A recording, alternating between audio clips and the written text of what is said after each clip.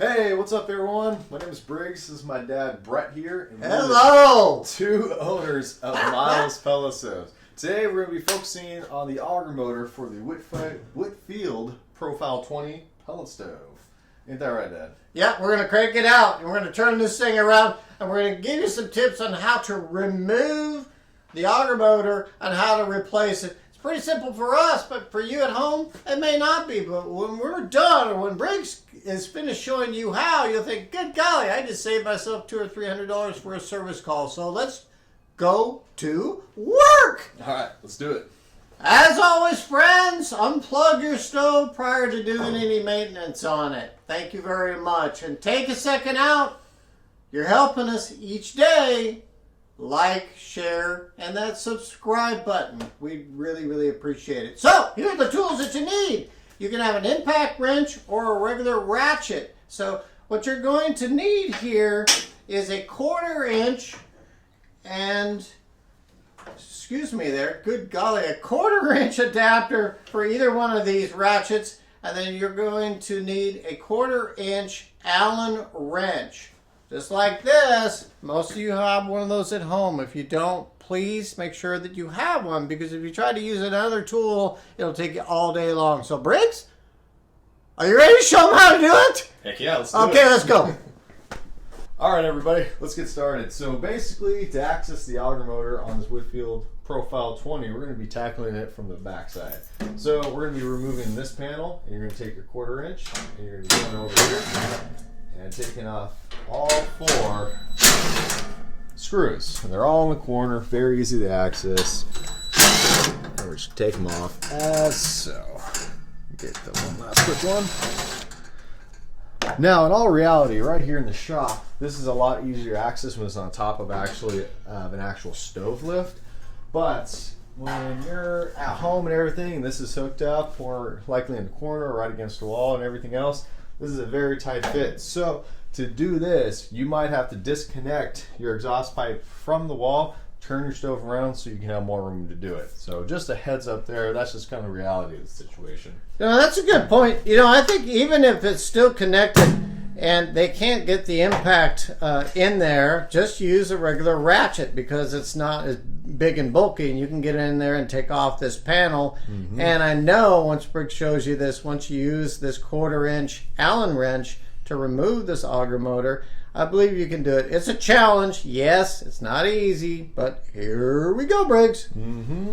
So once you have the panel off, here's your auger motor. It's right here in the center, and well, thankfully right here you have a lot of room to work with. Like more on the front, not much to the side. So first of all, I want to take off the wiring. Now, I did it right away because right here, this bolt is what we're going to be loosening. So if this bolt is, say, right behind there, leave the wires connected. You might have to turn on your stove and go watch back here, keep your hands away. And you might have to have the stove start, and then once it's going, then you can have that thing move right to an area of access where then you can get your Allen wrench in there. Once that's at a good spot, then you can turn your stove off and you're good. Just remember, when your stove's on and this panel's off, keep your hands away.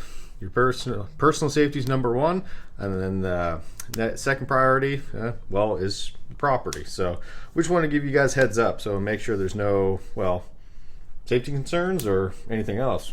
I mean, you have anything else to add before that, Dad?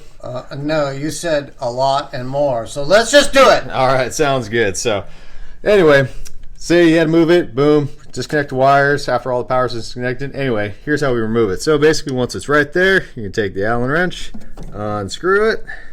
Once it's good, you can hand loosen it.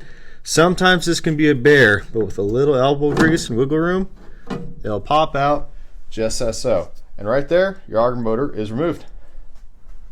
Quick tip! Now, Briggs just took this motor out. Now, we did some testing on it, and this motor is still strong. You may be putting in a new one, but since you have the old one out, look at some of the debris. It's a little bit dirty, so you can use compressed air, or you can use like a brush. Get in here and brush all this crap out. Just make it nice.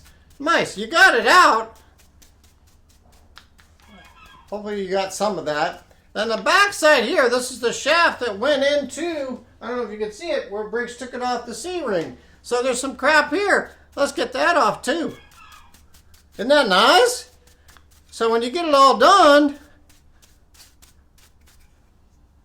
it's pretty, and it's ready to go back in. So obviously the new one's going to be all shiny, and that's great. But you know what? This motor's still good, and we're going to put it back in. It's clean and ready to go and ready to do it, Briggs. All right. Let's put it in.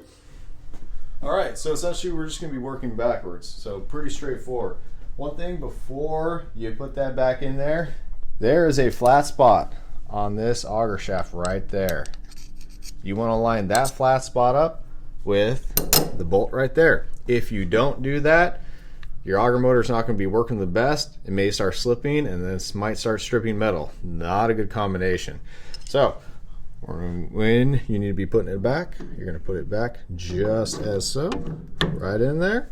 And once you have it, start hand tightening a little bit, as so. Medium tighten it. Make sure it's on that flat spot. And finally, give it a good tighten.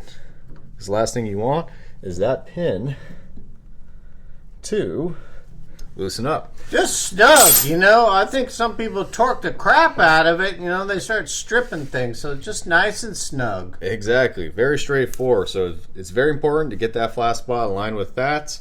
If it's not, if you have a new one coming in, you might have to have power to the auger motor to get it lined up.